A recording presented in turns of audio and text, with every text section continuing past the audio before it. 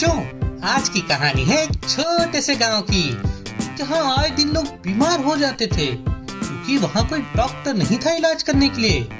वहां एक नेक दिल लड़का भी रहता था जिसका नाम था आरव। आरव बहुत ही दयालु और मददगार था। वो हमेशा लोगों की मदद करने की कोशिश करता था और वो चाहता था कि उसके गांव में कोई डॉक्टर आ जाए। उसे पता चला कि एक गांव में एक मेला लगा है जहां डॉक्टर भी आए हैं। तो आरव ने मेले में जाने का डिसाइड किया, और जब वो मेले में पहुंचा तो उसे डॉक्टर ने अपने साथ आने के लिए मना कर दिया। डॉक्टर ने उसे कहा कि उसके पास पैसे नहीं है, इसलिए उसके साथ नहीं जा सकता। जब उदास आरव गांव के मेले से लौट रहा था, तब उसने रास्ते में एक बूढ़े आदमी को देखा जो बहुत कमजोर और बीमार लग रहा था। आरव ने उससे पूछा, बाबा, क्या आप ठीक हैं? क्या आपको किसी मदद की जरूरत है? बूढ़े आदमी ने थकी हुई आवाज में कहा, बेटा, मैं बहुत बीमार हूँ और मुझे जंगल के कोने में बहते हुए झरने का ठंडा पानी मिल जाए, वो मुझे जल्दी से ठीक कर देगा और शायद मेरी जान भी बच जाएगी। आरव ने बिना देरी किए कहा, बाबा, आप चिंता मत करिए, मैं अभी आपके लिए पानी लाता हूँ। आरव ने अपनी बोतल उठाई और बिना किसी सोच विचार के जंगल की ओर दौड़ पड़ा। जंगल का रास्ता बहुत कठिन था। पहले उसे घने जंगल से गुजरना पड़ा जहाँ कांटेदार झाड़ियां थीं जो उसके कपड़ों और स्किन को चीर रही थीं। आरव को दर्द हो रहा था, लेकिन आरव रुका नहीं। आगे बढ़ते हुए उसने एक तेज बहती नदी को देखा। वो जानता था कि उसे ये नदी पार करनी होगी। उसने अपने चारों तरफ देखा और कुछ लकड़ियों से एक छोटा सा पुल बनाया और सावधानी से नदी को पार कर लिया। और जैसे ही वो नदी को पार करके गया, उसे एक ऊंची पहाड़ी मिली। पहाड़ी की चढ़ाई आसान नहीं थी, लेकिन आरव ने अपने कदमों को धीमा नहीं किया। उसकी आंखों में तो केवल एक ही लक्ष्य था, उस बूढ़े बाबा के लिए पानी लाना। उसने अपने थके हुए पैरों से चढ़ाई की और अंत में एक सुंदर से झरने के पास पहुंच गया। झरने का पानी बहुत साफ और बहुत ठंडा था। आरव ने तुरंत अपनी बोतल भरी और गांव की तरफ लौट गया। गांव पहुंचते ही आरव ने बिना समय गंवाए उस बूढ़े आदमी को पानी पिलाया। बूढ़ा आदमी पानी पीते ही बेहतर महसूस करने लगा और उसकी आंखों में एक नई ऊर्जा आ गई। उसने आरव की ओर देखा और मुस्कुराते हुए कहा, बेटा आरव, तुम्हारी मेहनत और नेक दिली के कारण अब मैं ठीक हो रहा हूँ। फिर बूढ़े आदमी ने आरव से कहा, बेटा, ये सिर्फ पानी नहीं था, बल्कि ये जादुई पानी था जो केवल उन लोगों के लिए काम करता है जिनके दिल में सच्चाई और परोपकार होता है। तुमने इस पानी को अपने साहस और नेक दिली से और भी शक्तिशाली बना दिया है। आरव को तब समझ में आया कि उसकी सारी कठिनाइयां एक परीक्षा थी। उसने उन्हें सच्चाई और साहस के साथ पार किया। बूढ़े आदमी ने उसे आशीर्वाद देते हुए कहा, तुम्हारी नेकदिली को देखते हुए मैं तुम्हें एक खास उपहार देना चाहता हूँ। बूढ़े आदमी ने अपनी झोली से एक छोटी सी जादुई बोतल और एक जादुई पर्स निकाला और आरव को दे दिया। उसने कहा, ये बोतल कभी खाली नहीं होगी, इसमें हमेशा वो जादुई पानी भरा रहेगा जिससे तुम मेरे लिए लाए थे। इस पानी का इस्तेमाल तुम उन लोगों की मदद के लिए कर सकते हो जो सच में जरूरतमंद हो। और ये बैग, ये हमेशा सोने के सिक्कों से भरा रहेगा, इसका तुम हमेशा सही जगह इस्तेमाल करना। आरव ने बूढ़े आदमी को धन्यवाद किया और बोतल को अपने साथ ले गया। उसने उस पानी का इस्तेमाल गांव के बीमार और कमजोर लोगों की मदद के लिए किया, और उस बैग से जो पैसा मिला उससे उसने बहुत अच्छे अच्छे काम किए और एक बहुत अच्छी जिंदगी भी बिताई। इस तरह धीरे धीरे वो पूरे गांव के लिए हीरो बन गया, क्योंकि उसकी नेकदिली और साहस ने सभी को एक नया जीवन दिया था। तो बच्चों, इस कहानी से हमें ये सीखने को मिलता है कि सच्चाई, साहस और परोपकार सबसे बड़ी ताकत होती है। तो बच्चों, ये थी आज की कहानी। अगर आपको हमारी कहानी पसंद आई हो तो हमारा चैनल सब्सक्राइब करिएगा और अपने दोस्तों के साथ शेयर कीजिएगा और हमारे इस वीडियो को लाइक भी कीजिएगा। चलो, अगले हफ्ते हम फिर मिलेंगे एक नई कहानी के साथ। और भी न्यू पोएम्स और स्टोरीज देखने और सीखने के लिए हमें सब्सक्राइब कीजिए और पसंद आने पर लाइक, कमेंट और शेयर कीजिए। बाय।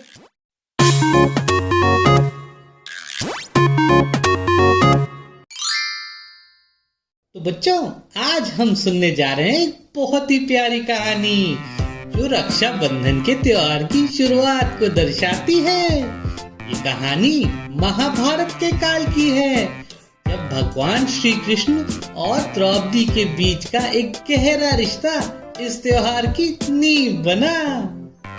तो एक दिन श्री कृष्ण ने एक भयंकर युद्ध किया, लेकिन इस युद्ध के दौरान उनके हाथ में गहरा घाव हो गया और खून बहने लगा। ये देखकर द्रौपदी बहुत परेशान हो गई और उन्होंने बिना समय गंवाए अपनी साड़ी का एक हिस्सा फाड़ा और श्री कृष्ण के घाव पर बांध दिया ताकि उनका खून बहना बंद हो सके। द्रौपदी का ये बलिदान और प्रेम देखकर श्री कृष्ण ने उसकी ओर देखा और कहा, द्रौपदी, आज तुमने मेरी रक्षा की है। मैं तुम्हें वचन देता हूँ कि मैं भी हर हाल में तुम्हारी रक्षा करूंगा। द्रौपदी को श्री कृष्ण के इस वचन से बड़ी संतुष्टि मिली और वो जानती थी कि अब वो हमेशा सुरक्षित है। समय बीतता गया और महाभारत का युद्ध छिड़ गया। इस युद्ध से पहले कौरवों ने चालाकी से पांडवों को जुए में हरा दिया और उनकी संपत्ति के साथ साथ द्रौपदी को भी जीत लिया। तब नालायक दुर्योधन ने अपने शैतान भाई दुशासन को द्रौपदी का चीरहरण करने का निर्देश दिया। द्रौपदी बेचारी खुद को असहाय महसूस कर रही थी कि तभी उसे अपने रक्षक श्री कृष्ण की याद आई। उसने पूरे विश्वास के साथ श्री कृष्ण को पुकारा। द्रौपदी की पुकार सुनकर श्री कृष्ण तुरंत उसकी सहायता के लिए प्रकट हुए और उन्होंने अपनी दिव्य शक्ति से द्रौपदी की साड़ी को इतना लंबा कर दिया कि दुशासन उसे खींचते खींचते थक गया, लेकिन साड़ी का अंत नहीं हुआ। इस प्रकार श्री कृष्ण ने द्रौपदी की लाज बचाई और अपने वचन को भी निभाया। और ऐसा कहते हैं कि इसी घटना के बाद से रक्षाबंधन का त्योहार मनाया जाने लगा, जहां भाई अपनी बहनों की रक्षा का वचन देते हैं। तो बच्चों, इस कहानी से हमें ये सीखने को मिलता है कि रक्षाबंधन केवल धागा बांधने का त्योहार नहीं है, बल्कि ये भाई बहन के बीच अटूट प्रेम और विश्वास का प्रतीक है। जब बहन अपने भाई की रक्षा के लिए उसे राखी बांधती है, तो भाई भी अपनी बहन की हर सिचुएशन में रक्षा करने का वादा करता है। तो बच्चों, इस रक्षाबंधन पर आप भी अपने भाई बहनों के साथ मिलकर इस प्यारे से फेस्टिवल को पूरे प्रेम और उत्साह के साथ मनाएं।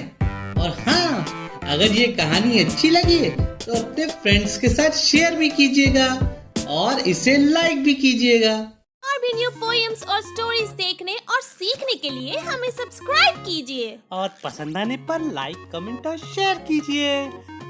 बाय।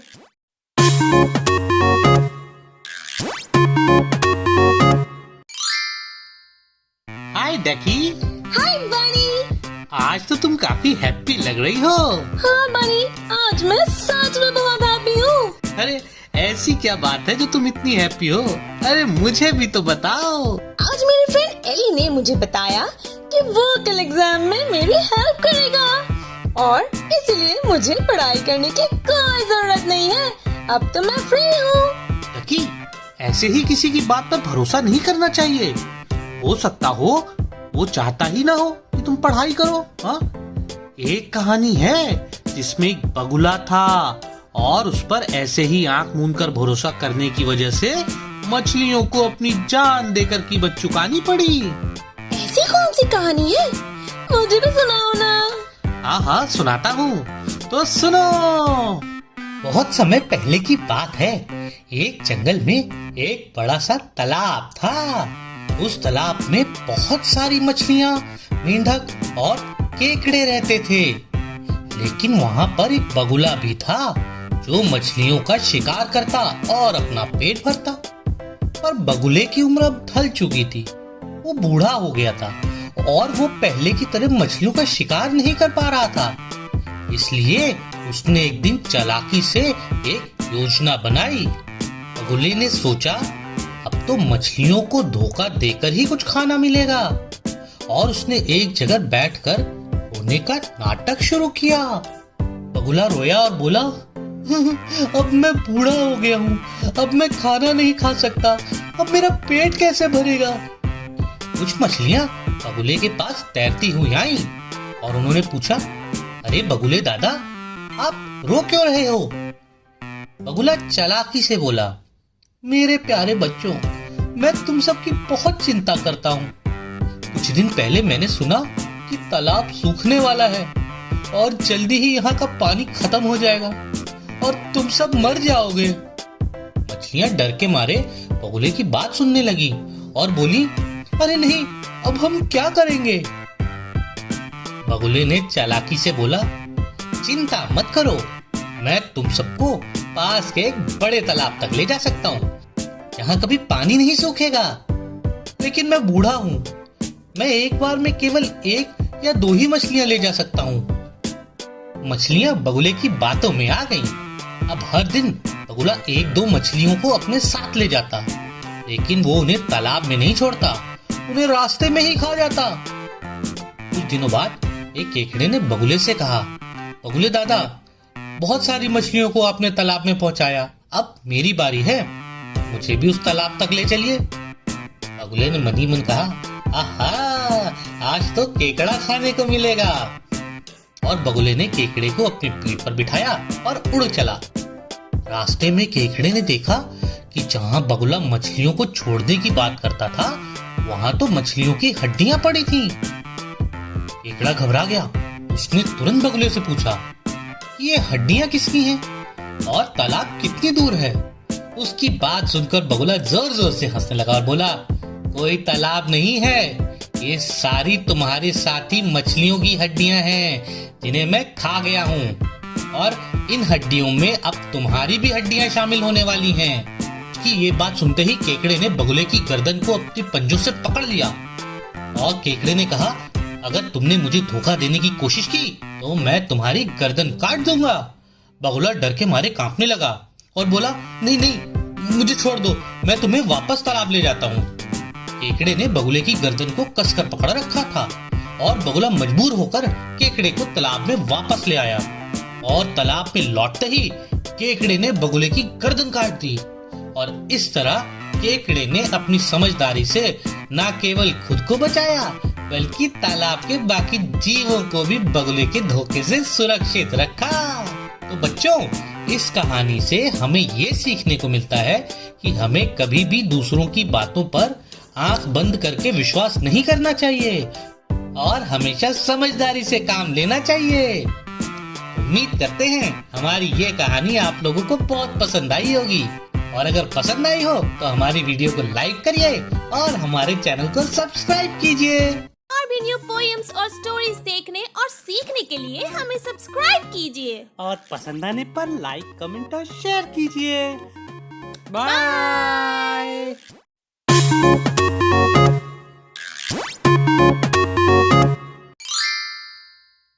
हाय डकी। हाय बनी। क्या बात है, आज बड़ी परेशान लग रही हो? हाँ, वो एक्चुअली आज मेरे टीचर ने मुझ पर बहुत गुस्सा किया। क्यों, क्या हो गया? तुम्हारी टीचर तो बहुत अच्छी हैं, फिर उन्होंने गुस्सा क्यों किया? वो मेरी स्कूल ड्रेस गंदी थी, इसीलिए। अरे तो तुम अपनी स्कूल ड्रेस खुद क्यों नहीं साफ कर लेती? वो मेरी मम्मी करती है ना, मैं उनको बोल दूंगी। और अगर वो भूल गई तो फिर क्या करोगी? तो मैं अपने पापा को बोल दूंगी। पता है डकी, जो लोग दूसरों पर डिपेंड होते हैं वो हमेशा परेशान रहते हैं, इसलिए कहते हैं अपना काम स्वयं करो, मतलब अपना काम खुद करो। मैं कुछ समझी नहीं बनी। चलो मैं तुमको एक कहानी सुनाता हूँ, उससे तुमको समझ आ जाएगा कि मैं क्या कह रहा हूँ। जरूर सुनाओ बनी, मुझे तुम्हारी कहानियाँ सुनना बहुत अच्छा लगता है। इससे हर बार कुछ सीखने को मिलता है। तो सुनो। एक समय की बात है, एक खेत के बीच एक पेड़ पर एक चिड़िया अपने 3 बच्चों के साथ रहती थी। वो चिड़िया रोज अपने बच्चों के लिए खाना लाती थी और उन्हें सुरक्षित भी रखती थी। बच्चे अपनी माँ पर बहुत निर्भर थे और कोई काम खुद से कर भी नहीं पाते थे। एक दिन चिड़िया के बच्चे अपने घोंसले से बाहर झांक रहे थे। उन्होंने देखा कि किसान खेत में अपने दोस्त से बात कर रहा था। उसने कहा, फसल अब पक चुकी है, कल मैं अपने बड़े बेटे को बोलूंगा और वो आकर फसल काट देगा। चिड़िया के बच्चे जल्दी से घबराकर अपनी माँ के पास पहुंचे और बोले, माँ, वो किसान कह रहा है कि कल वो अपने बड़े बेटे को बुलाएगा और उससे फसल कटवा देगा। अब हम यहाँ सुरक्षित नहीं हैं, हमें यहाँ से जल्दी उड़ जाना चाहिए। चिड़िया मुस्कुराई और बोली, घबराओ मत बच्चों, हमें अभी चिंता करने की कोई जरूरत नहीं। अगले दिन किसान वापस आया, लेकिन उसने देखा कि खेत तो वैसा का वैसा है। उसका बड़ा बेटा आया ही नहीं था और फसल कटी ही नहीं थी। किसान ने बोला, मेरे बड़े बेटे ने तो मेरी बात नहीं सुनी, कोई बात नहीं, अब मैं अपने मझले बेटे को बोलूंगा, वो तो जरूर आकर फसल काट देगा। चिड़िया के बच्चे डर गए और फिर से भागकर अपनी माँ के पास पहुंचे और बोले, माँ, किसान ने अपने मझले बेटे को बोला है कि वो आकर फसल काटे। चिड़िया फिर से मुस्कुराई और बोली, जब तक वो दूसरों पर निर्भर है, हमें चिंता करने की कोई जरूरत नहीं। अगले दिन किसान आया और देखा कि फसल अभी भी नहीं कटी थी। किसान को बहुत गुस्सा आया। उसने कहा, मेरे मझले बेटे ने भी मेरी बात नहीं मानी, कोई बात नहीं, मैं अपने सबसे छोटे बेटे से कहूंगा और मुझे पूरी उम्मीद है कि वो मेरी बात मानेगा और फसल काट देगा। बच्चों ने किसान की बात सुनी और वो बहुत ज्यादा डर गए। वो भागते हुए अपनी माँ के पास पहुंचे और उन्होंने अपनी माँ से बोला, माँ, किसान अपने छोटे बेटे को भेज रहा है फसल काटने। चिड़िया फिर से मुस्कुराई और बोली, मैंने तुमको कहा था, जब तक वो दूसरों पर निर्भर रहेगा, हमें चिंता करने की कोई बात नहीं। अगले दिन किसान फिर से खेत में आया और देखा कि फसल अभी भी नहीं कटी थी। किसान दुखी हुआ और फिर बोला, भले ही कोई मेरी बात ना माने, अब मैं कल खुद आऊंगा और खुद से फसल काटूंगा। चिड़िया के बच्चों ने घबराकर माँ को ये बात बताई। माँ, किसान कल खुद आएगा और बोल रहा है कि वो खुद ही फसल काटेगा। माँ ने इस बार गंभीरता से कहा, अब हमें उड़ जाना चाहिए बच्चों। जब कोई खुद का काम खुद करने का फैसला करता है तो वो सच में ध्यान देता है और अब हमें भी उस बात पे ध्यान देना चाहिए। चिड़िया ने अपने बच्चों को अपने पंखों के साथ उठाया और वो सभी वहां से उड़ गए। और अगले दिन किसान सच में आया और उसने फसल काट ली। तो बच्चों, इस कहानी से हमें ये सीखने को मिलता है कि दूसरों पर निर्भर रहने से काम नहीं होता। अपनी सफलता तब मिलती है जब हम अपने काम को खुद करने का संकल्प लेते हैं। इसलिए कहते हैं, अपना काम स्वयं करो, तभी सफलता मिलेगी। उम्मीद करते हैं हमारी ये कहानी आपको पसंद आई होगी। अगर पसंद आए तो हमारे चैनल को सब्सक्राइब जरूर करना। और भी न्यू पोएम्स और स्टोरीज देखने और सीखने के लिए हमें सब्सक्राइब कीजिए और पसंद आने पर लाइक, कमेंट और शेयर कीजिए। बाय।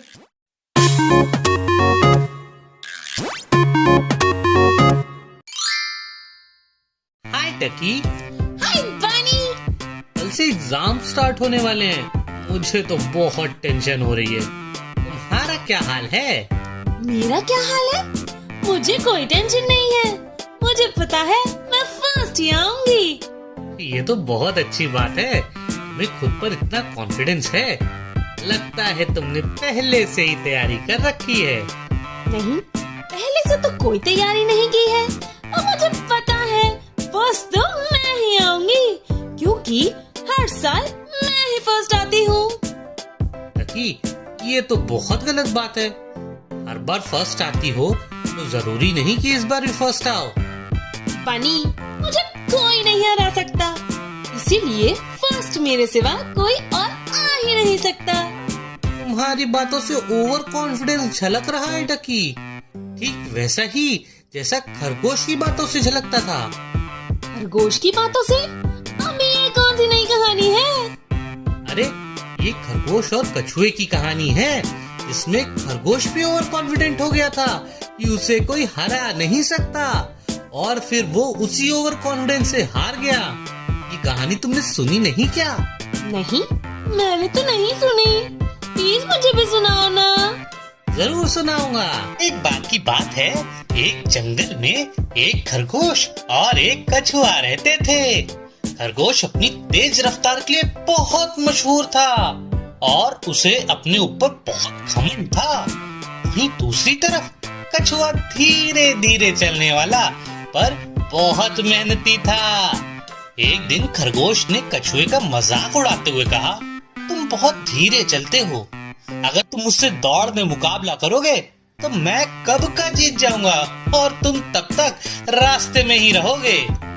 कछुआ ये सुनकर शांत रहा, लेकिन उसने सोचा कि क्यों ना खरगोश की चुनौती स्वीकार की जाए। कछुए ने कहा, चलो हम एक दौड़ लगाते हैं और देखते हैं कौन जीतता है। खरगोश ने सोचा ये तो बहुत आसान है और उसने कछुए की चुनौती मान ली। रेस की तारीख तय हुई और उस दिन जंगल के सारे जानवर इकट्ठा हो गए। फिर रेस शुरू हुई और खरगोश बिजली की तरह दौड़ पड़ा। कछुआ धीरे धीरे अपने तरीके से चलता रहा। रास्ते में खरगोश ने देखा कि कछुआ भी बहुत पीछे है। उसने सोचा, कछुआ तो बहुत धीरे से चलता है, मैं आराम से पहुंच जाऊंगा। उसने एक पेड़ के नीचे बैठकर सोने का डिसाइड किया और खरगोश आराम से सो गया। कछुआ बिना रुके धीरे धीरे अपने लक्ष्य की तरफ बढ़ता रहा। उसने ना तो कहीं आराम किया और वो ना ही कहीं रुका। पर जब खरगोश की नींद खुली तो उसने देखा कि कछुआ लगभग अपने डेस्टिनेशन माने लक्ष्य की तरफ पहुंचने वाला था। उसने दौड़ने की कोशिश की, लेकिन बहुत देर हो चुकी थी और कछुआ जीत गया। खरगोश को अपनी गलती का एहसास हुआ और उसने कछुए से माफी मांगी। कछुआ मुस्कुराया और बोला, धीरे धीरे ही सही, लेकिन लगातार चलने से ही हम अपने लक्ष्य यानी डेस्टिनेशन तक पहुंच सकते हैं। तो बच्चों, इस कहानी से हमें ये सीखने को मिलता है कि घमंड और ओवर कॉन्फिडेंस से बचना चाहिए और मेहनत से कभी पीछे नहीं हटना चाहिए। तो बच्चों, उम्मीद है कि आप सबको हमारी कहानी पसंद आई होगी और आपको इससे बहुत कुछ सीखने को भी मिला होगा। अगर आपको हमारी ये कहानी पसंद आई तो हमारे इस वीडियो को लाइक जरूर कीजिएगा।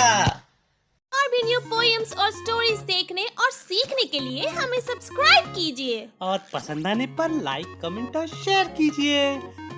बाय।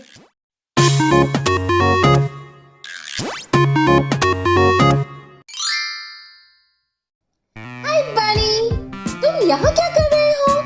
और ये सब लोग वहाँ क्या सेलिब्रेट कर रहे हैं? अरे डकी, तुम्हें पता नहीं, आज जन्माष्टमी है। जन्माष्टमी? ये क्या होता है? ओहो डकी, जन्माष्टमी एक बहुत ही खुशी का त्योहार होता है। इस दिन भगवान श्री कृष्ण का जन्म हुआ था। अच्छा, ये तो मुझे नहीं पता है। हाँ, फिर तो तुमको श्री कृष्ण के जन्म की कहानी भी नहीं पता होगी। नहीं पता है? तुम्हें पता है क्या?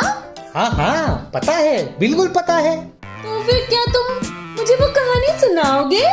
बिल्कुल सुनाऊंगा, और तुम्हारे साथ साथ हमारे उन फ्रेंड्स को भी सुनाऊंगा जो हमारा शो देख रहे हैं। फिर तो बड़ा मजा आएगा।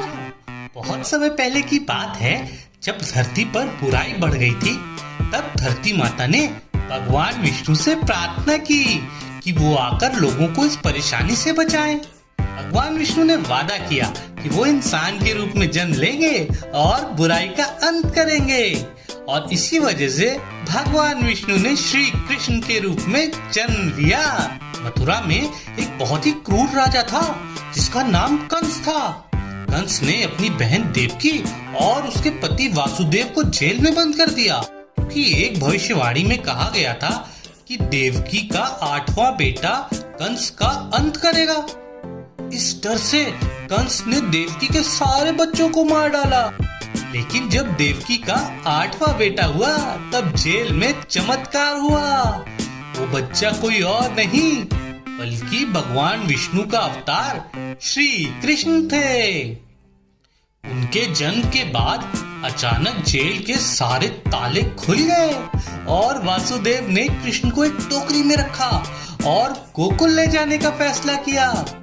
बाहर बहुत तेज बारिश हो रही थी, लेकिन जब वासुदेव यमुना नदी के पास पहुंचे तो नदी का पानी 2 हिस्सों में बट गया और वासुदेव श्री कृष्ण को लेकर नदी पार कर गए।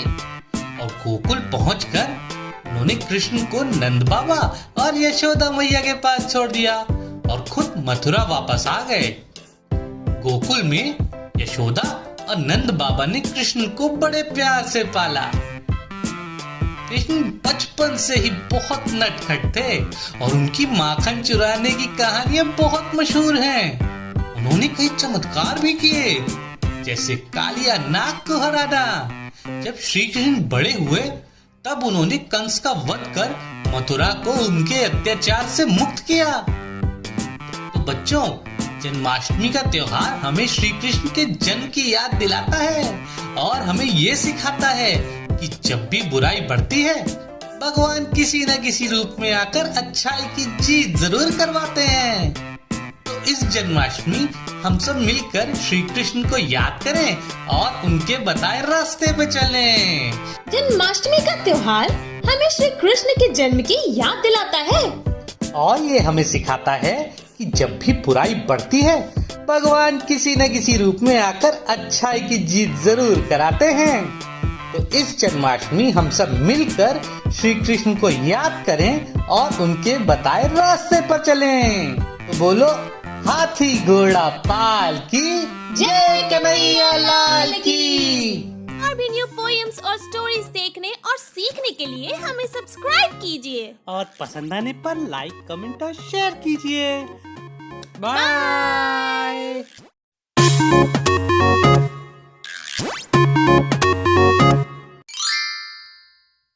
हाय बनी, आज मुझे बड़ी अच्छी वाली फीलिंग आ रही है। अरे वाह, ये तो बहुत अच्छी बात है। अरे पूछोगे नहीं, ये अच्छी वाली फीलिंग आ क्यों रही है?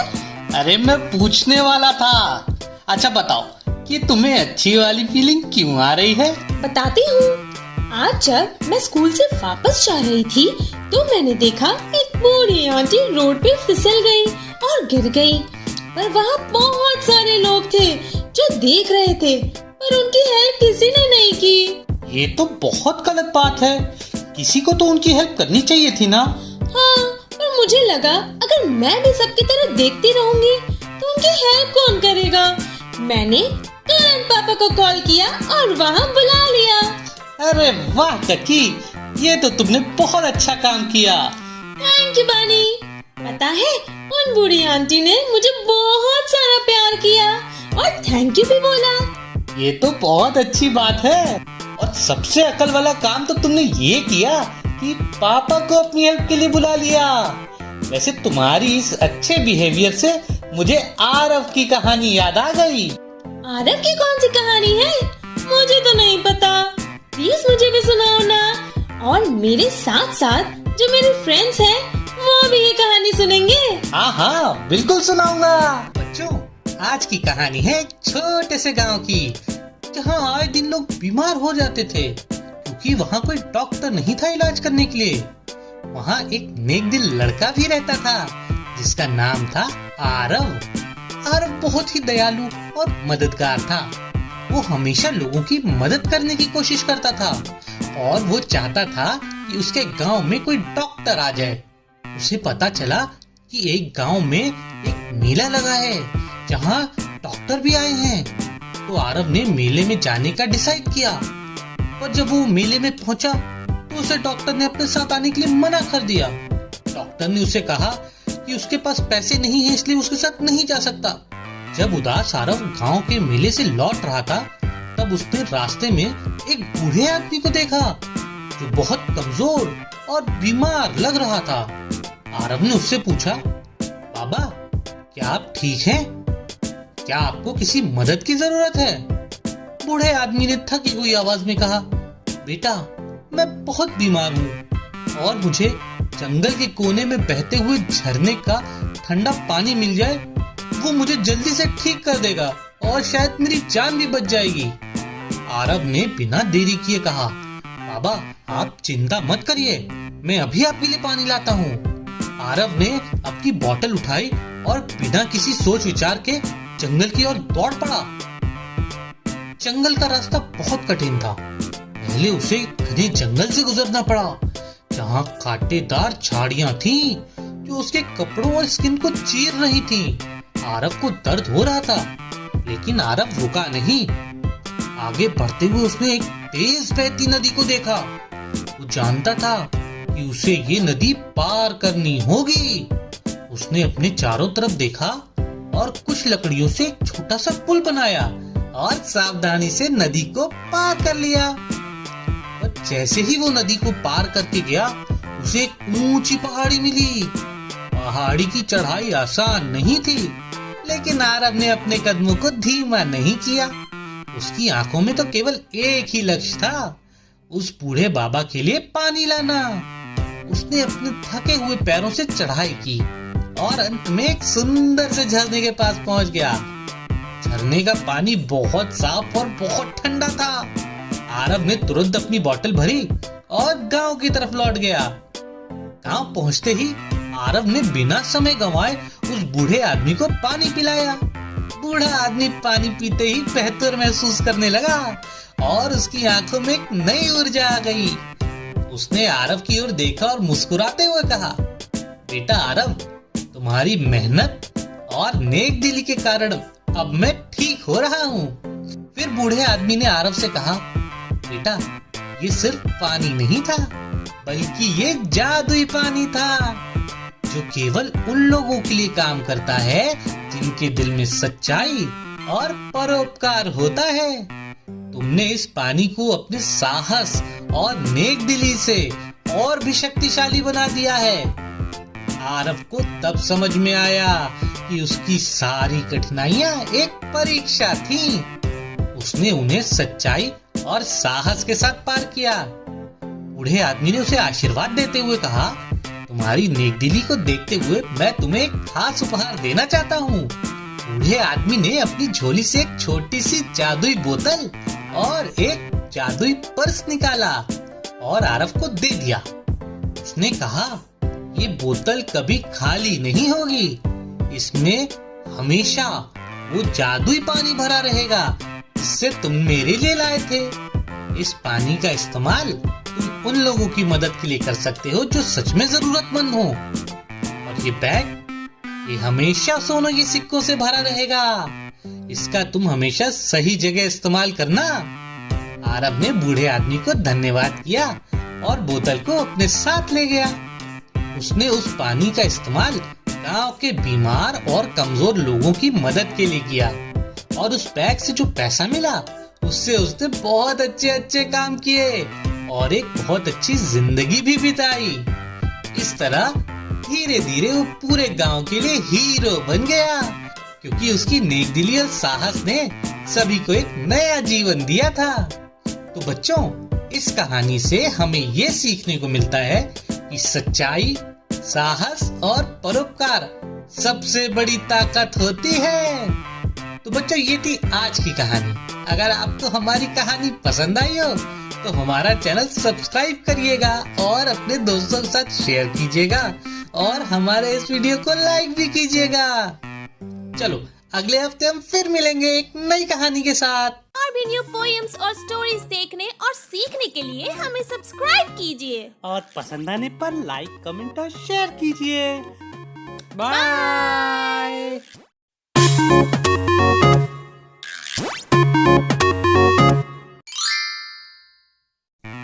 हाय डकी, क्या हुआ? तुम बड़ी परेशान लग रही हो।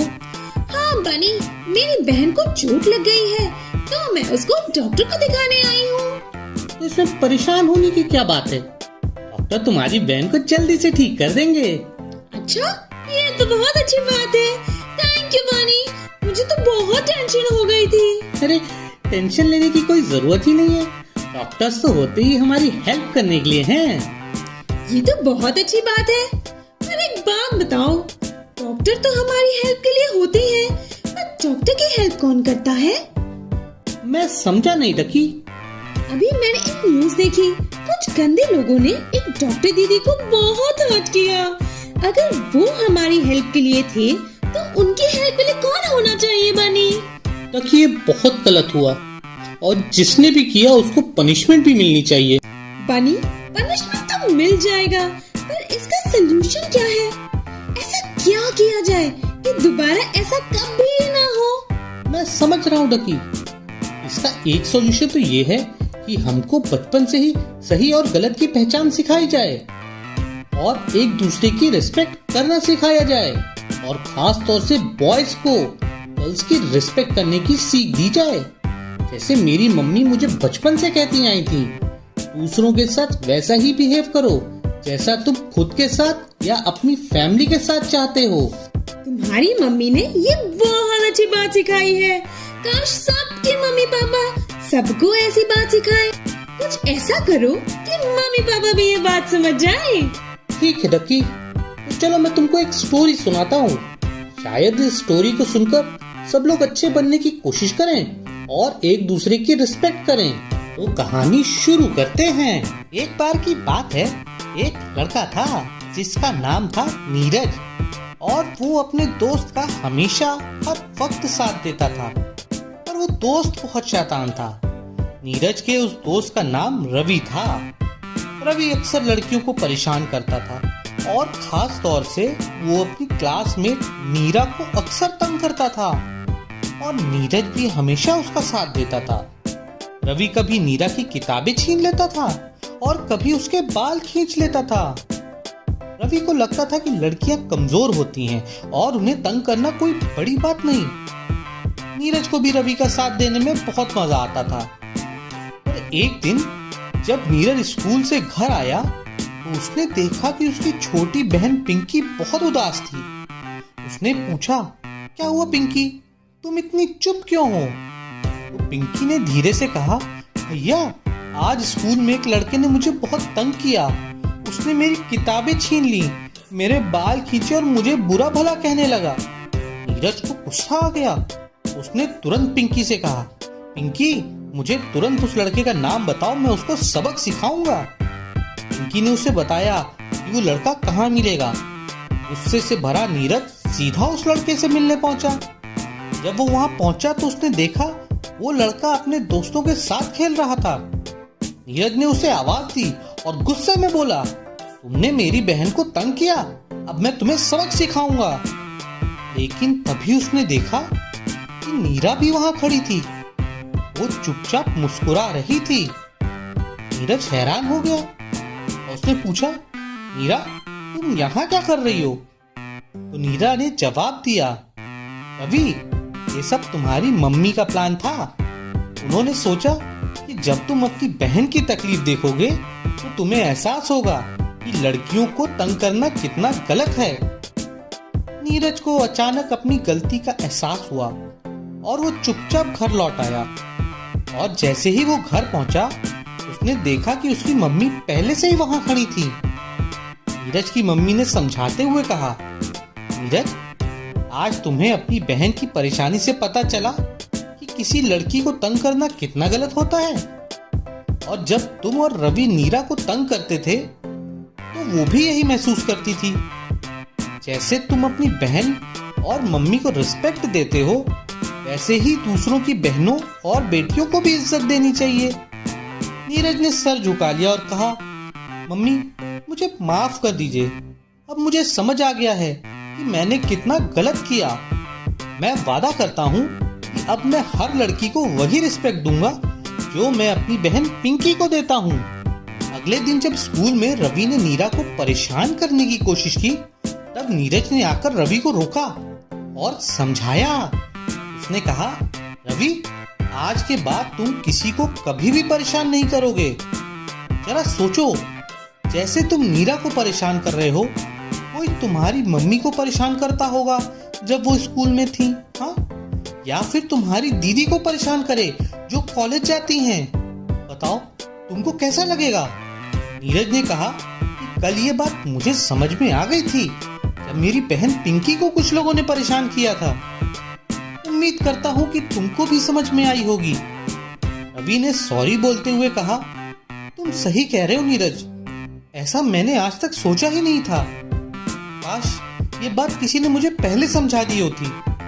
मेरी मम्मी तो मेरी शैतानियों को इग्नोर कर देती हैं और पापा ने भी कभी ये बात नहीं समझाई। और मैं वादा करता हूँ कि आज के बाद ना किसी को परेशान करूंगा और ना ही किसी को परेशान करने दूंगा।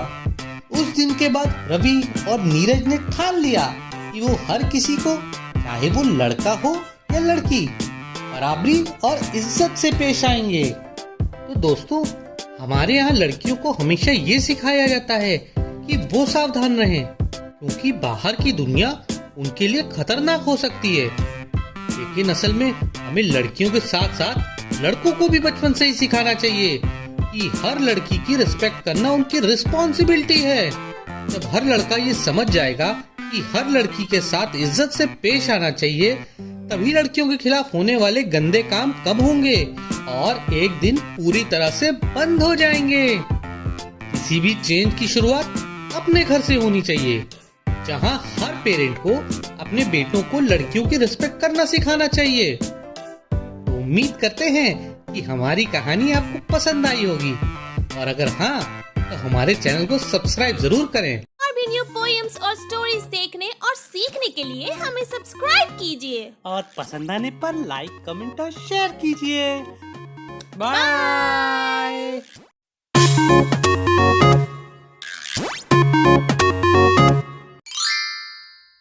अरे वाह, मार्केट कितना सुंदर लग रहा है ना बनी। हाँ डकी, हमारे इंडियन फेस्टिवल्स की बात ही कुछ और होती है, और खास तौर से रक्षाबंधन की। देखो कितनी सुंदर सुंदर राखियां लगी हैं यहाँ पर। वो तो है बनी, मैं भी अपने भाई को आज राखी बांधूंगी। अरे वाह, ये तो बहुत अच्छी बात है डकी। हाँ, और बदले में वो मुझे चॉकलेट देगा। अरे वाह, ये तो और भी अच्छी बात है। अच्छा वैसे एक बात बताओ, क्या तुमको पता है कि रक्षाबंधन क्यों मनाया जाता है और ये कैसे शुरू हुआ? नहीं, ये तो नहीं पता। मम्मा ने बताया था कि आज बहन भाई को राखी बांधती है और भाई बदले में गिफ्ट देता है। नहीं डकी, रक्षाबंधन इससे बहुत बड़े रीजन के लिए मनाया जाता है। रक्षाबंधन में बहन भाई की रक्षा के लिए उसको राखी बांधती है और बदले में भाई हमेशा उसकी सुरक्षा का वादा करता है। अच्छा, ये तो मुझे नहीं पता था। तुमको पता है रक्षाबंधन कैसे शुरू हुआ? इसके पीछे काफी कहानियां हैं, पर जो कहानी मुझे सबसे अच्छी लगती है वो मैं तुमको सुनाऊंगा। हाँ प्लीज बनी, मुझे तुमसे कहानियाँ सुनना बहुत अच्छा लगता है। जल्दी सुनाओ ना प्लीज। और मेरे साथ हमारे फ्रेंड्स भी ये कहानी सुनने के लिए बहुत एक्साइटेड हैं। हाँ हाँ डकी, मुझको भी तुमको और हमारे शो को देखने वाले फ्रेंड्स को कहानी सुनाना बहुत अच्छा लगता है। बच्चों, आज हम सुनने जा रहे हैं बहुत ही प्यारी कहानी जो रक्षाबंधन के त्योहार की शुरुआत को दर्शाती है। ये कहानी महाभारत के काल की है, जब भगवान श्री कृष्ण और द्रौपदी के बीच का एक गहरा रिश्ता इस त्योहार की नींव बना। तो एक दिन श्री कृष्ण ने एक भयंकर युद्ध किया, लेकिन इस युद्ध के दौरान उनके हाथ में गहरा घाव हो गया और खून बहने लगा। ये देखकर द्रौपदी बहुत परेशान हो गई और उन्होंने बिना समय गंवाए अपनी साड़ी का एक हिस्सा फाड़ा और श्री कृष्ण के घाव पर बांध दिया ताकि उनका खून बहना बंद हो सके। द्रौपदी का ये बलिदान और प्रेम देखकर श्री कृष्ण ने उसकी ओर देखा और कहा, द्रौपदी, आज तुमने मेरी रक्षा की है। मैं तुम्हें वचन देता हूँ कि मैं भी हर हाल में तुम्हारी रक्षा करूंगा। द्रौपदी को श्री कृष्ण के इस वचन से बड़ी संतुष्टि मिली और वो जानती थी कि अब वो हमेशा सुरक्षित है। समय बीतता गया और महाभारत का युद्ध छिड़ गया। इस युद्ध से पहले कौरवों ने चालाकी से पांडवों को जुए में हरा दिया और उनकी संपत्ति के साथ साथ द्रौपदी को भी जीत लिया। तब नालायक दुर्योधन ने अपने शैतान भाई दुशासन को द्रौपदी का चीरहरण करने का निर्देश दिया। द्रौपदी बेचारी खुद को असहाय महसूस कर रही थी कि तभी उसे अपने रक्षक श्री कृष्ण की याद आई। उसने पूरे विश्वास के साथ श्री कृष्ण को पुकारा। द्रौपदी की पुकार सुनकर श्री कृष्ण तुरंत उसकी सहायता के लिए प्रकट हुए और उन्होंने अपनी दिव्य शक्ति से द्रौपदी की साड़ी को इतना लंबा कर दिया कि दुशासन उसे खींचते खींचते थक गया, लेकिन साड़ी का अंत नहीं हुआ। इस प्रकार श्री कृष्ण ने द्रौपदी की लाज बचाई और अपने वचन को भी निभाया। और ऐसा कहते हैं कि इसी घटना के बाद से रक्षाबंधन का त्योहार मनाया जाने लगा, जहां भाई अपनी बहनों की रक्षा का वचन देते हैं। तो बच्चों, इस कहानी से हमें ये सीखने को मिलता है कि रक्षाबंधन केवल धागा बांधने का त्योहार नहीं है, बल्कि ये भाई बहन के बीच अटूट प्रेम और विश्वास का प्रतीक है। जब बहन अपने भाई की रक्षा के लिए उसे राखी बांधती है, तो भाई भी अपनी बहन की हर सिचुएशन में रक्षा करने का वादा करता है। तो बच्चों, इस रक्षाबंधन पर आप भी अपने भाई बहनों के साथ मिलकर इस प्यारे से फेस्टिवल को पूरे प्रेम और उत्साह के साथ मनाएं। और हाँ, अगर ये कहानी अच्छी लगी तो अपने फ्रेंड्स के साथ शेयर भी कीजिएगा और इसे लाइक भी कीजिएगा। और भी न्यू पोएम्स और स्टोरीज देखने और सीखने के लिए हमें सब्सक्राइब कीजिए और पसंद आने पर लाइक, कमेंट और शेयर कीजिए। बाय।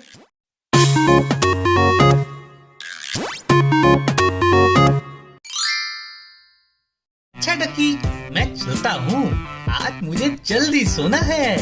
क्यों? आज क्यों जल्दी सोना है? अरे कल सुबह मुझे जल्दी स्कूल जाना है। कल स्कूल में परेड होगी और हमारी कंट्री इंडिया का तिरंगा झंडा फहराया जाएगा।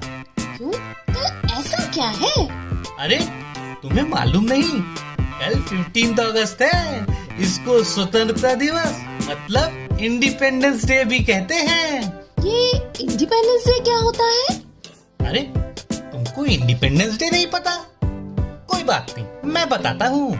आज से 77 इयर्स पहले अंग्रेजों को हमारे कंट्री के फ्रीडम फाइटर्स ने यहाँ से भगा दिया था, इसीलिए इसको इंडिपेंडेंस डे कहते हैं। ये फ्रीडम फाइटर्स कौन थे और उन्होंने अंग्रेजों को क्यों भगा दिया? अरे फ्रीडम फाइटर्स उनको कहा जाता है जो अपनी फ्रीडम के लिए लड़ते हैं। अरे मुझे ठीक से बताओ ना, मुझे सब कुछ जानना है। तो ठीक है, फिर सुनो। आज से करीब 1000 साल पहले तक हमारा कंट्री इंडिया, जिसे भारत भी कहते हैं, बहुत अमीर था। यहाँ सबके पास बहुत पैसे थे। सब लोग हमारी कंट्री को सोने की चिड़िया भी कहते थे, क्योंकि यहाँ पर बहुत सारा सोना चांदी था। इसीलिए बाहर के लोग इंडिया को लूटने आने लगे और सबसे आखिर में ब्रिटिशर्स आए और यहाँ पर आकर उन्होंने हमारी कंट्री इंडिया पर रूल करना शुरू कर दिया और हम इंडियंस को बहुत परेशान करने लगे। उन्होंने सबको इतना परेशान कर दिया कि उनको यहाँ से भगाने के लिए हमारे कंट्री के बहुत सारे फ्रीडम फाइटर्स ने उनसे लड़ाई की और उनसे इंडिया को फ्री कराया। अच्छा, कौन थे वो लोग जिन्होंने हमें फ्री कराया? थोड़ा उनके भी बारे में बताओ ना। हाँ बताऊंगा। सबके बारे में बताऊं तो पूरा दिन खत्म हो जाएगा और फिर मुझे कल सुबह स्कूल भी तो जाना है। पर हाँ, कुछ नाम जो सबको पता होने चाहिए। उनमें से सबसे पहला नाम था मंगल पांडे का। उन्होंने सबसे पहली फ्रीडम की लड़ाई में बहुत इंपॉर्टेंट रोल प्ले किया था। सबको अंग्रेजों के जुल्म के खिलाफ उन्होंने जागृत किया था, मतलब अवेयर किया था। उन्होंने बताया था कि अंग्रेज हम लोग के साथ कितना बुरा कर रहे हैं। फिर नाम आता है झांसी की रानी लक्ष्मीबाई का। उन्होंने भी अंग्रेजों के खिलाफ लड़ाई की थी और कहा था, मैं अपनी झांसी किसी को नहीं दूंगी, जब अंग्रेजों ने उनके किले को उनसे छीनने की कोशिश की थी। झांसी की रानी लक्ष्मीबाई और मंगल पांडे दोनों बहुत ब्रेव रहे होंगे ना? हाँ, दोनों बहुत ब्रेव थे, पर और भी लोग थे जिन्होंने ये लड़ाई लड़ी, जैसे कि चंद्रशेखर आजाद जी। उन्होंने अंग्रेजों से आखिरी सांस तक लड़ाई की और वो सोच कर बैठे थे कि उनको अंग्रेज जिंदा नहीं पकड़ पाएंगे। इसलिए जब लड़ाई हुई और उनकी गन में लास्ट गोली बची थी, तब उन्होंने वो गोली खुद को ही मार ली कि उनको अंग्रेज जिंदा ना पकड़ पाए। फिर नाम आता है शहीद भगत सिंह जी का। वो एक ग्रेट फ्रीडम फाइटर थे। उन्होंने गंदे अंग्रेजों को मारने के बाद खुद को सरेंडर किया और अपनी जान देकर हमें फ्रीडम की इम्पोर्टेंस बताई थी। नेताजी सुभाष चंद्र बोस, उन्होंने हमारे कंट्री को फ्रीडम दिलाने के लिए आजाद हिंद फौज नाम की आर्मी बनाई थी और एक फेमस नारा भी दिया था, तुम मुझे खून दो, मैं तुम्हें आजादी दूंगा। महात्मा गांधी, उन्होंने हमें अहिंसा का मार्ग सिखाया और लोग उनको प्यार से बापू कहते थे। और इन सभी के सैक्रिफाइस और हिम्मत की वजह से अंग्रेजों को इंडिया से भागना पड़ा, वरना आज भी हम लोग अंग्रेजों के कब्जे में ही होते। अरे वाह, थैंक यू पानी, इतनी सारी इन्फॉर्मेशन देने के लिए। मुझे तो ये सब पता ही नहीं था, पर मुझे बहुत बुरा लग रहा है कि इतने सारे लोगों ने अपनी जान दी कंट्री की फ्रीडम के लिए। पता है, बुरा लगने से ज्यादा जरूरी है कि हम उनके सैक्रिफाइस को थैंक यू करें। वो कैसे? जिन्होंने हमारे लिए अपनी जान दी, अगर हम उनके लिए अच्छे बने तो उनको अच्छा लगेगा, वो लोग हैप्पी हो जाएंगे कि उनका सैक्रिफाइस बेकार नहीं गया। अच्छा, तो हम अच्छे कैसे बन सकते हैं? अरे अच्छा बनना बहुत आसान है। वो सारे अच्छे काम करो जिसकी वजह से हमारा कंट्री हैप्पी हो जाए। जैसे लड़ाई मत करो, दूसरों की हेल्प करो, रोड पर कचरा मत फैलाओ और ना गलत काम करो और ना किसी को गलत काम करने दो। बस ऐसे ही हम अच्छे बन जाएंगे और हमारा कंट्री इंडिया भी खुश हो जाएगा। ये तो बहुत आसान है। मैं आज से अच्छी बन के दिखाऊंगी और उम्मीद करूंगी मेरे जो फ्रेंड्स हमारा शो देख रहे हैं वो भी अच्छे बनेंगे। बनोगे ना दोस्तों? तो दोस्तों, अगर आपको हमारी कहानी अच्छी लगे तो हमारा शो लाइक जरूर कीजिएगा। फिर मिलेंगे एक नई कहानी के साथ। जय हिंद। जय हिंद। और भी न्यू पोएम्स और स्टोरीज देखने और सीखने के लिए हमें सब्सक्राइब कीजिए और पसंद आने पर लाइक, कमेंट और शेयर कीजिए। बाय।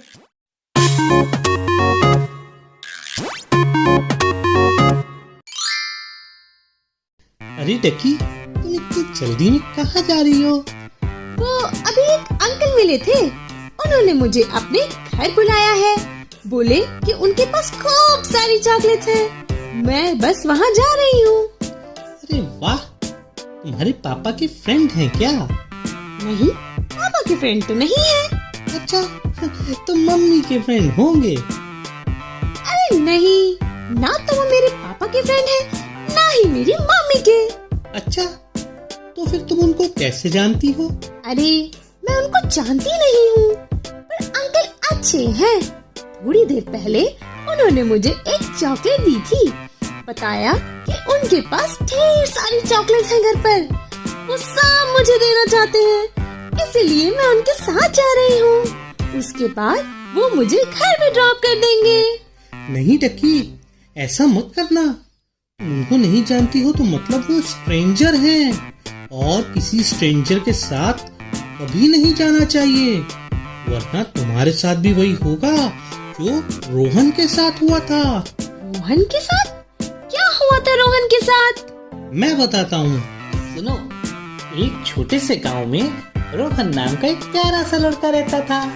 रोहन हमेशा अपनी मम्मी पापा की बात मानता था, लेकिन एक दिन उससे बहुत बड़ी गलती हो गई। एक दिन रोहन स्कूल से घर जा रहा था। रास्ते में उसे एक टॉफी गिरी हुई मिली जो उसने उठा ली, और तभी एक अनजान अंकल उसके पास आए और बोले, मेरे पास बहुत सारी चॉकलेट्स हैं, मेरे साथ चलो, मैं तुमको ढेर सारी चॉकलेट्स दूंगा। रोहन को चॉकलेट्स पसंद थी, इसलिए वो अंकल के साथ जाने का उसने फैसला कर लिया। अंकल ने रोहन का हाथ पकड़ा और उसे अपनी कार में बिठा लिया। पर तभी उसके दोस्त रवि ने उसे देखा। रवि को कुछ गलत लगा, क्योंकि रवि रोहन के सारे रिश्तेदारों को जानता था, पर इन अंकल को उसने कभी नहीं देखा था। तो उसने तुरंत रोहन के मम्मी पापा को फोन करके बताया। रोहन के पापा ने जब ये सुना तो वो घबरा गए और उन्होंने पुलिस को फोन किया और सब मिलकर रोहन को ढूंढने निकले। उधर दूसरी तरफ रोहन को पहले तो बहुत मजा आ रहा था, लेकिन जैसे ही गाड़ी गांव के बाहर निकली उसके मन में डर आ गया।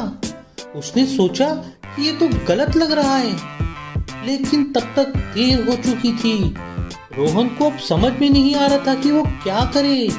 पुलिस ने रवि की दिए हुए डिटेल्स पर उस बदमाश अंकल की गाड़ी का पता लगा लिया और उस जगह पहुंच गए जहां वो बदमाश अंकल रोहन को ले जा रहे थे। जब पुलिस वहां पहुंची तो उन्होंने देखा कि रोहन डर के मारे रो रहा था। पुलिस ने बिना देरी किए अंकल को पकड़ लिया और रोहन को उनके चंगुल से छुड़ा लिया। बदमाश अंकल ने बताया कि वो रोहन से भीख मंगवाना चाहते थे, और जब रोहन को ये पता लगा तो वो बहुत बुरी तरह से डर गया। रोहन ने रोते हुए अपनी मम्मी से कहा, मम्मी मुझे माफ कर दीजिए, मैंने आपकी बात नहीं मानी और इसलिए ये सब हो गया। तो उसकी मम्मी ने प्यार से समझाते हुए कहा, बेटा हमेशा याद रखो, अनजान लोगों से बात नहीं करनी चाहिए और उनके साथ कहीं नहीं जाना चाहिए। तुम्हारे लिए सबसे सेफ जगह अपना घर है। रोहन ने सीख ले ली कि मम्मी पापा की बात हमेशा सुननी चाहिए। वो समझ गया था कि अनजान लोगों से दूर रहना कितना जरूरी है। तो बच्चों, इस कहानी से हमको ये सीख मिलती है कि हमें हमेशा अपने घर वालों की बात माननी चाहिए, और अनजान लोगों से बात करना खतरनाक हो सकता है। तो बच्चों, उम्मीद करते हैं कि रोहन की कहानी से आप लोगों ने भी सीख ली होगी, और कभी कोई आपको लालच दे या बहकाए पर आप कभी भी किसी अनजान आदमी से बात मत करिएगा। और याद रखना, हमेशा सुरक्षित रहो और अलर्ट रहो। अगली बार फिर मिलेंगे एक नई कहानी के साथ। तब तक के लिए बाय। और भी न्यू पोएम्स और स्टोरीज देखने और सीखने के लिए हमें सब्सक्राइब कीजिए और पसंद आने पर लाइक, कमेंट और शेयर कीजिए। बाय।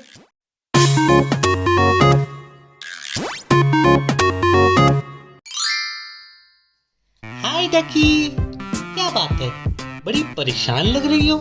हाँ बनी, मेरी फ्रेंड एली ने आज कुछ ऐसा किया जो मुझे अच्छा नहीं लगा। ऐसा क्या किया एली ने? उसने क्लास में मुझसे पेंसिल मांगी थी, क्योंकि उसके पास पेंसिल नहीं थी, तो मैंने अपनी पेंसिल दे दी। फिर क्या हुआ? बाद में पता चला कि उसके पास पेंसिल थी। उसने मुझसे झूठ बोला। ओहो, ये तो बहुत गलत बात की एली ने। उसने बिल्कुल वैसा ही किया तुम्हारे साथ जो मगरमच्छ ने बंदर के साथ किया था। ऐसा क्या किया था मगरमच्छ ने बंदर के साथ? तुम्हें बंदर और मगरमच्छ की कहानी नहीं पता? नहीं। तो सुनो, एक समय की बात है, एक घने से जंगल में एक बड़ा सा पेड़ था। उस पेड़ पर एक चतुर और खुशमिजाज बंदर रहता था। वो सारा दिन पेड़ पर कूदता फांदता और खेलता रहता था और पेड़ के मीठे मीठे फल भी खाता था। बंदर को अपनी लाइफ में कोई भी कमी नहीं थी और वो बहुत खुश रहता था। उसी दिन नदी में एक बड़ा मगरमच्छ भी आया। वो अक्सर पानी के किनारे आता था और पेड़ के नीचे आराम करता था। एक दिन मगरमच्छ ने पेड़ पे चढ़े हुए बंदर को देखा। उसकी ताजगी और खुशमिजाजी को देखकर सोचने लगा, कितना अच्छा होता अगर मैं भी पेड़ के फल खा सकता। मगरमच्छ ने अपनी इच्छा पूरी करने का तरीका सोचा और बंदर से कहा, अरे बंदर भाई, क्या तुम मुझे भी कुछ फल दे सकते हो? बंदर ने मुस्कुराते हुए कहा, क्यों नहीं मगरमच्छ भाई, ये लो कुछ मीठे फल खा लो। बंदर ने पेड़ से कुछ फल तोड़कर मगरमच्छ को फेंक कर दिए। मगरमच्छ ने बंदर को कहा, बहुत बहुत धन्यवाद बंदर भाई, ये फल तो सचमुच बहुत मीठे हैं। मगरमच्छ ने फलों को खुशी खुशी खा लिया और इस तरह मगरमच्छ हर रोज बंदर से फल ले जाने लगा। धीरे धीरे दोनों में दोस्ती हो गई। वो अपने दोस्त बंदर के साथ खूब समय बिताने लगा और मीठे मीठे फल भी खाने लगा। एक दिन मगरमच्छ की पत्नी ने मगरमच्छ से कहा कि सुनो, ये बंदर तो बहुत मीठे फल खाता है, तो सोचो उसका कलेजा भी कितना मीठा होगा। क्यों ना हम उसे अपने घर बुलाकर उसका कलेजा खा लें। इससे तुम्हारा स्वास्थ्य भी अच्छा रहेगा और हमारी भूख भी मिट जाएगी। पत्नी की ये बात मगरमच्छ को अच्छी नहीं लगी। उसने कहा, सुनो, वो बंदर मेरा बहुत अच्छा दोस्त है, मैं उसे धोखा नहीं दे सकता। तो उसकी पत्नी मगरमच्छ से नाराज हो गई। वो बोली कि तुम अपनी पत्नी के लिए इतना भी नहीं कर सकते। मगरमच्छ परेशान हो गया और वो कुछ समझ नहीं पाया।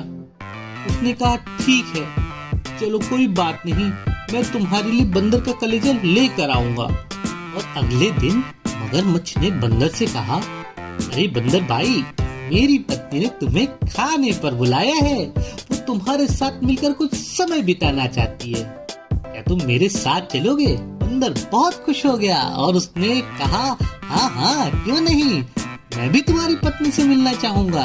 और मगरमच्छ भाई, मुझे तैरना तो आता नहीं, फिर मैं तुम्हारे साथ भाभी से मिलने कैसे जाऊंगा?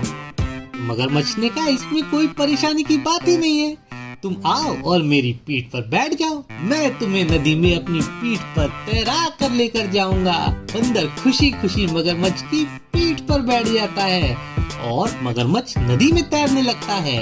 जब बंदर और मगरमच्छ नदी के बीच में पहुँचे तो मगरमच्छ को अच्छा नहीं लगा और उसने सोचा, मैं क्यों न इस बंदर को अपनी सारी सच्चाई बता दूं। उसने बंदर से कहा, बंदर भाई, अब मैं तुम्हें ले जाकर तुम्हारा कलेजा खाऊंगा, मुझे माफ कर देना, क्योंकि मुझसे मेरी पत्नी ने कहा है कि तुम मीठे मीठे फल खाते हो, इसलिए तुम्हारा कलेजा भी मीठा होगा। बंदर उसकी बात सुनकर घबरा गया, पर उसने अपनी घबराहट मगरमच्छ को नहीं दिखाई और उसने हंसते हुए कहा, अरे मगरमच्छ भाई, तुमने पहले क्यों नहीं बताया? मैं अपना कलेजा तो पेड़ पर ही छोड़ कर आया हूँ, तुम मुझे वापस ले चलो, मैं उसे ले आता हूँ और तुम और भाभी मिलकर मेरा मीठा कलेजा क्यों नहीं खा लेते?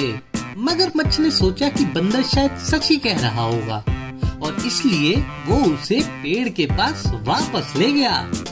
जैसे ही मगरमच्छ पेड़ के पास पहुंचा, बंदर तेजी से उसकी पीठ से कूदकर पेड़ पर चढ़ गया और ऊपर चढ़कर बोला, मगरमच्छ भाई, तुमने मुझे धोखा देने की कोशिश की, तुमने मेरे साथ विश्वासघात किया है, तुमने मेरी जान लेने के लिए मुझे नदी में बुलाया। अब जाओ और अपनी पत्नी से कह दो कि बंदर का कलेजा नहीं मिलेगा, तुमने तो दोस्ती का मतलब ही नहीं समझा। मगरमच्छ शर्मिंदा होते हुए बोला, मुझे माफ कर दो बंदर भाई, मैं लालच में आकर ये गलती कर बैठा।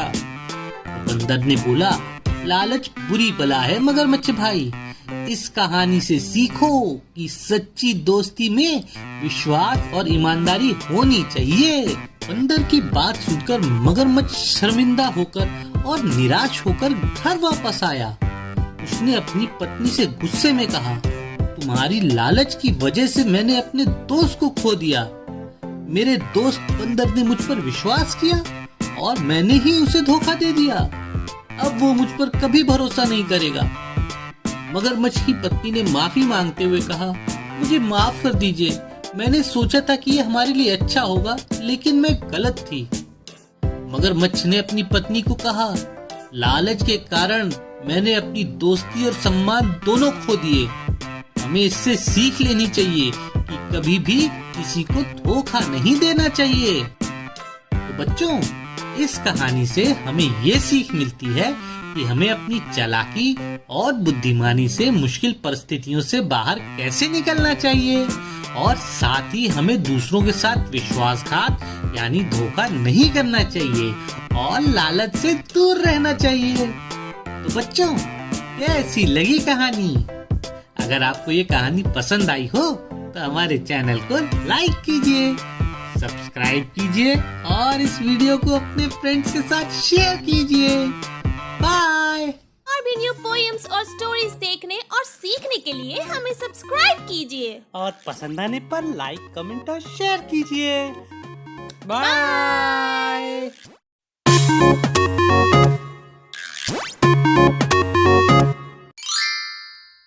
हाय बनी, क्या बात है?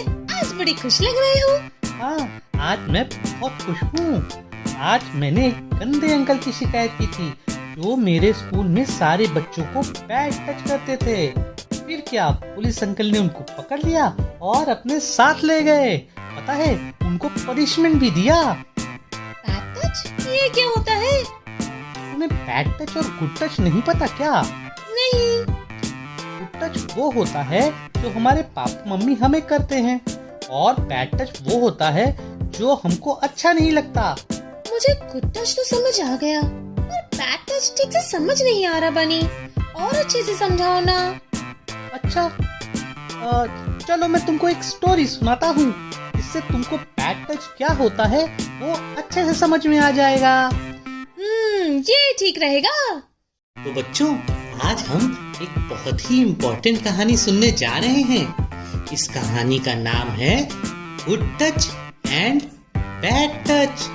तो चलिए शुरू करते हैं। एक बार की बात है, एक छोटे से शहर में एक प्यारी सी बच्ची रहती थी जिसका नाम था पायल। पायल बहुत ही होशियार और चुलबुली थी। एक दिन पायल अपनी मम्मी के साथ पार्क में खेल रही थी। तभी वहाँ एक अजनबी अंकल आए और उन्होंने पायल को उठाने की कोशिश की। अंकल बोले, आओ बेटा, मैं तुम्हें झूला झुलाने में मदद करता हूँ। पर पायल को अजनबी अंकल का टच बिल्कुल अच्छा नहीं लगा। वो डर गई और झूले से उतरकर तेजी से अपनी मम्मी की ओर दौड़ पड़ी। पायल को भागता देख वो अंकल भी वहां से चले गए। फिर पायल ने अपनी मम्मी को बताया कि एक अंकल थे जो उसे उठाने की कोशिश कर रहे थे। तब पायल की मम्मी ने उसको एक बहुत इम्पोर्टेंट बात समझाई। वो बोली, पायल ध्यान से सुनो, हमारी बॉडी के कुछ पार्ट्स होते हैं जिन्हें हम प्राइवेट पार्ट्स कहते हैं। इन्हें कोई भी हमारी परमिशन के बिना नहीं छू सकता और अगर ऐसा कोई करने की कोशिश करता है तो वो बैड टच होता है। मम्मी की बात सुनकर पायल ने मम्मी से पूछा, मम्मी ये प्राइवेट पार्ट्स क्या होते हैं? पायल की मम्मी ने पायल को समझाते हुए कहा, हमारे होंठ यानी कि लिप्स, छाती यानी कि चेस्ट और बॉडी का वो एरिया जहां हम अंडरवियर पहनते हैं, ये सभी प्राइवेट पार्ट्स होते हैं। अगर कोई तुम्हें इन जगहों पर गलत तरीके से छूने की कोशिश करे तो तुरंत मुझसे या किसी बड़े से कहो। पायल ने अपनी मम्मी की बात ध्यान से सुनी और उसे अच्छे से समझा। एक दिन पायल स्कूल के बाद पार्क में खेल रही थी। तभी उसकी दोस्त नीतू भागते हुए उसके पास आई। वो बहुत परेशान दिख रही थी। पायल ने नीतू से पूछा, क्या हुआ, तुम इतनी परेशान क्यों हो? तो नीतू परेशान होकर बोली, पायल कल शाम को मेरे घर पर मेरे पापा के फ्रेंड आए थे और जब मैंने बताया कि पापा वॉशरूम में हैं तो वहीं बैठ गए और मेरे साथ खेलने लगे। फिर उन्होंने मुझे बोला कि मेरी गोद में बैठ जाओ तो मैं तुम्हें चॉकलेट दूंगा। मैं अंकल के पास बैठ गई। फिर उन्होंने मुझे किस किया जो मुझे अच्छा नहीं लगा। फिर उन्होंने मुझे बम्पर मारा, वो मुझे बिल्कुल अच्छा नहीं लगा और मैं वहां से भागने लगी। तो अंकल ने कहा कि ये बात किसी को बताना मत, वरना वो पापा से मेरी शिकायत कर देंगे कि मैं गंदी बच्ची हूँ। मैं डर गई और मैंने ये बात किसी से नहीं कही और मुझे अच्छा नहीं लग रहा और तब से डर लग रहा है कि अंकल कहीं वापस ना आ जाएं और पापा को ये ना बोले कि मैं गंदी बच्ची हूँ। अब मैं क्या करूँ? पायल ने नीतू को समझाते हुए कहा, नीतू तुमने बिल्कुल सही किया। मुझे मेरी मम्मी ने बताया था कि जो तुम्हारे अंकल ने तुम्हारे साथ किया वो बैड टच होता है।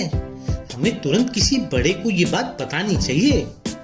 नीतू डर गई और बोली, पर अंकल पापा से मेरी शिकायत कर देंगे।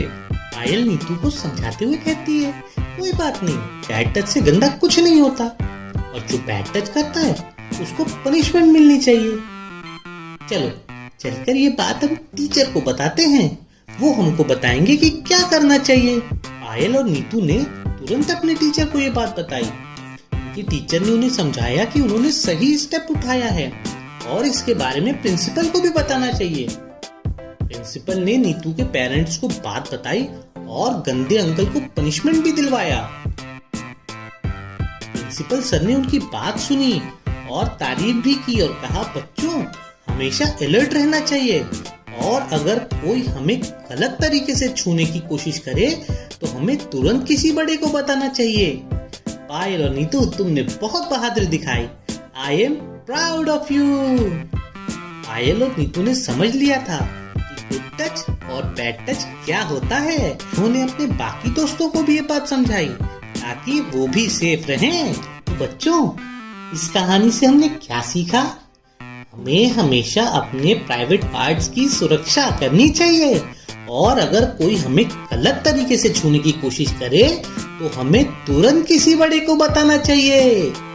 गुड टच और बैड टच को पहचानना बहुत जरूरी है। उम्मीद करते हैं कि तुमको ये कहानी समझ में आई होगी। हमेशा अपना ध्यान रखना और सुरक्षित रहना और हमेशा अलर्ट रहना। अगली बार फिर मिलेंगे एक नई कहानी के साथ। तब तक के लिए बाय। और भी न्यू पोएम्स और स्टोरीज देखने और सीखने के लिए हमें सब्सक्राइब कीजिए और पसंद आने पर लाइक, कमेंट और शेयर कीजिए। बाय।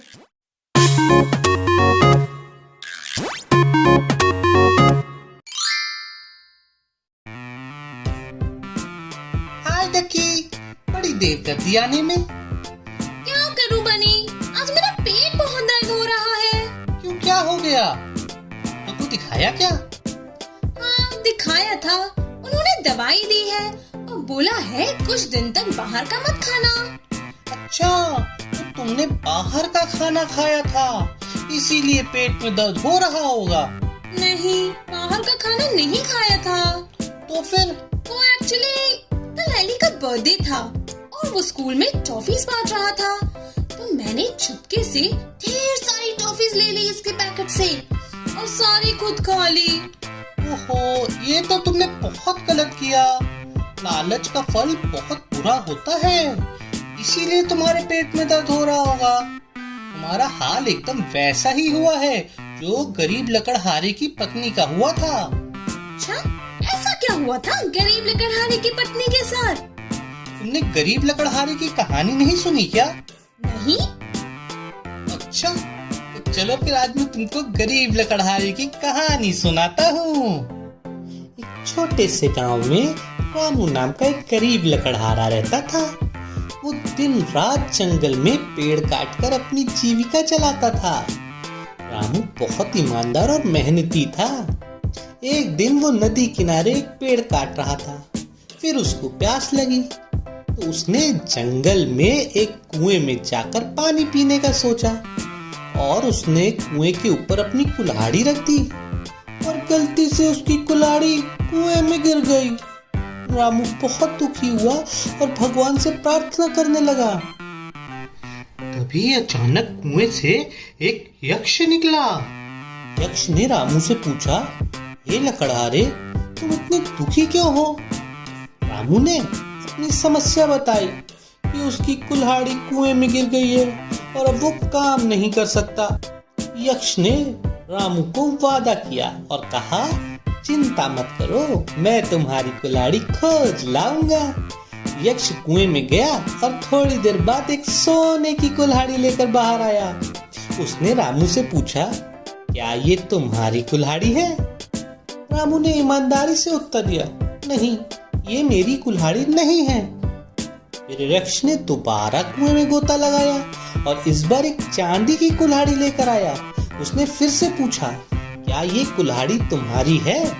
रामू ने फिर से उत्तर दिया, नहीं, ये भी मेरी कुल्हाड़ी नहीं है।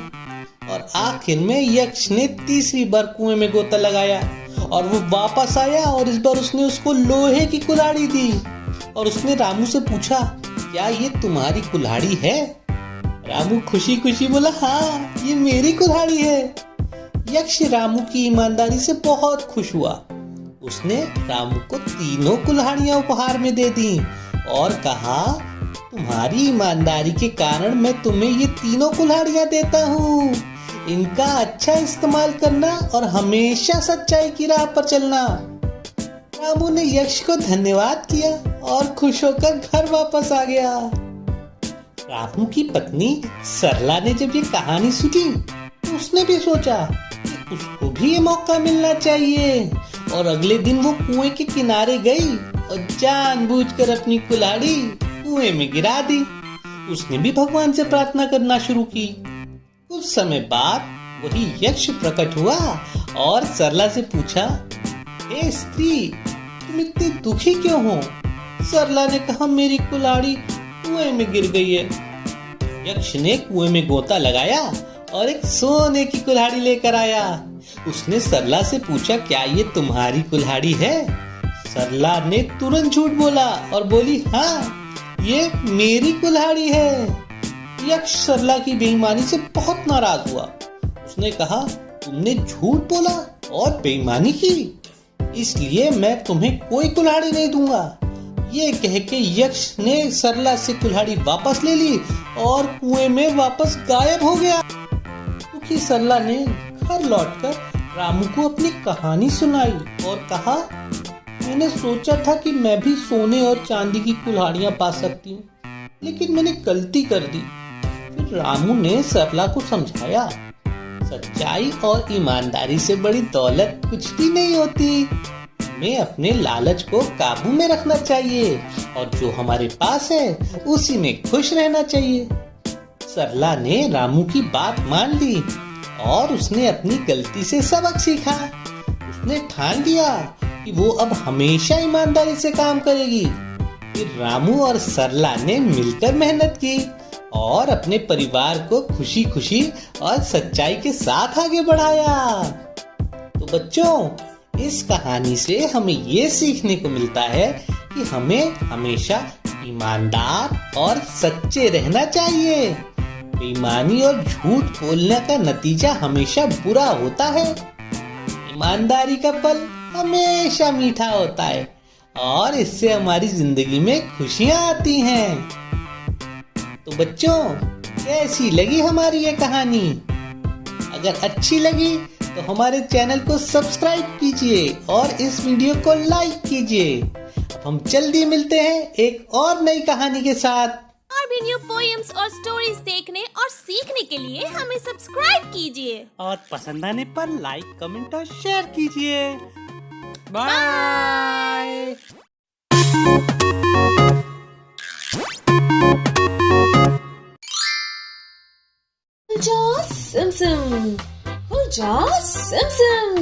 अरे ये गुफा खोल क्यों नहीं रही है?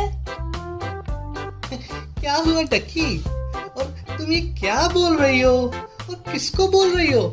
यहाँ तो कोई सिमसिम नहीं दिख रही है। अरे मैं इस गुफा को सिमसिम बोल रही हूँ। अरे वाह, तुमने तो गुफा का नाम भी रख दिया।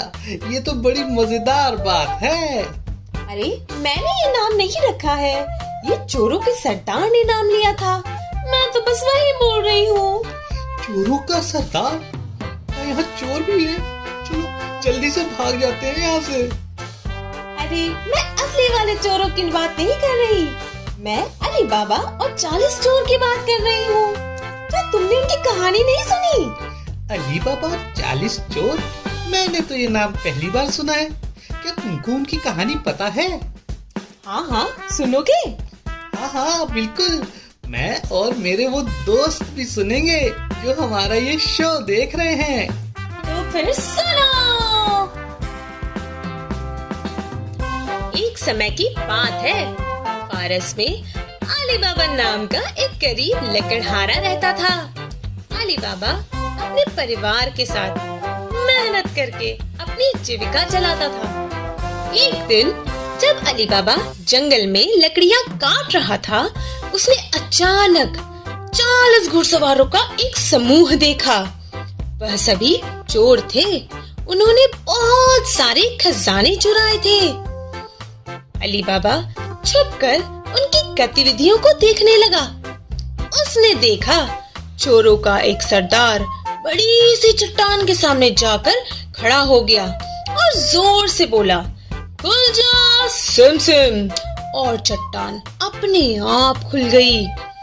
चोरों ने अपना सारा खजाना उस गुफा में रखा और फिर चट्टान बंद कर दिया।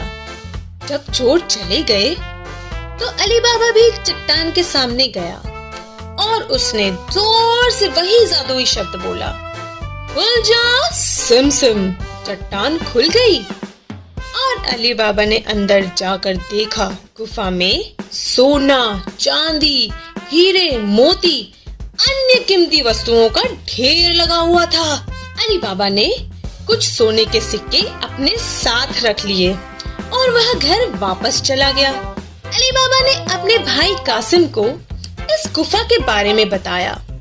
लालची कासिम जल्दबाजी में गुफा जाकर और ज्यादा से ज्यादा सामान इकट्ठा करने का सोचा, लेकिन जब वह गुफा पहुंचा तो वह जादुई शब्द खुल जा सिम सिम को भूल गया और वह गुफा में फंस गया। चोरों ने उसे गुफा में फंसा हुआ पाया और उसे मार डाला। अली बाबा ने अपने भाई के शरीर को चुपके से उस गुफा से बाहर निकाला और उसे गरिमा के साथ दफनाया। अली बाबा ने अपनी चतुराई से चोरों को धोखा दिया और गुफा के खजाने का उपयोग अपने परिवार और अपने गांव की भलाई के लिए किया। अली बाबा के पास अब काफी धन दौलत हो गई थी, लेकिन उसने अपने आप को गरीब और साधारण व्यक्ति के रूप में ही बनाया रखा।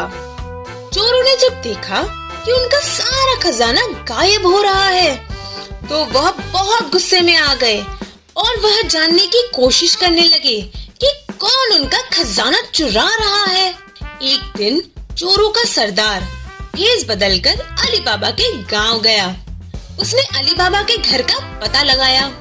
उसने एक योजना बनाई और अपने बाकी चोरों को एक एक तेल के घड़े में छिपकर अली बाबा के घर भेज दिया।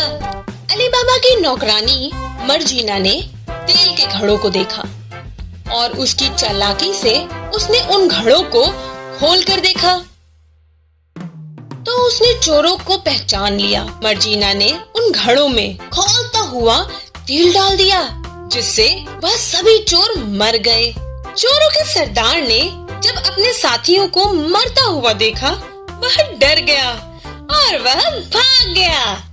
इस प्रकार अली बाबा और उनके परिवार ने चोरों से छुटकारा पाया और खुशी खुशी जीवन बिताने लगे। और भी न्यू पोएम्स और स्टोरीज देखने और सीखने के लिए हमें सब्सक्राइब कीजिए और पसंद आने पर लाइक, कमेंट और शेयर कीजिए। बाय।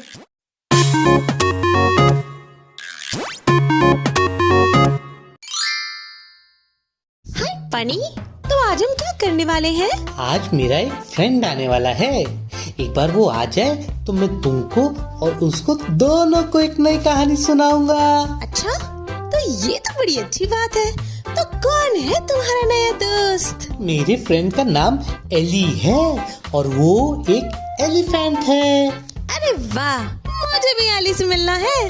हाँ हाँ, क्यों नहीं। वो आएगा तो मैं तुमको उससे जरूर मिलाऊंगा। हाय बनी, कैसे हो तुम? हाय एली, इससे मिलो, ये मेरी फ्रेंड डकी है। हाय एली।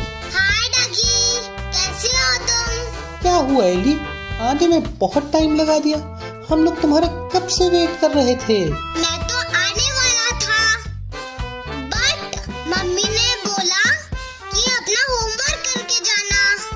तुमको पता है ना, मुझे होमवर्क करने में टाइम लगता है। तुम्हारी बातों से तो ऐसा लगता है कि तुम पढ़ाई न करके बीरबल की खिचड़ी बना रहे थे।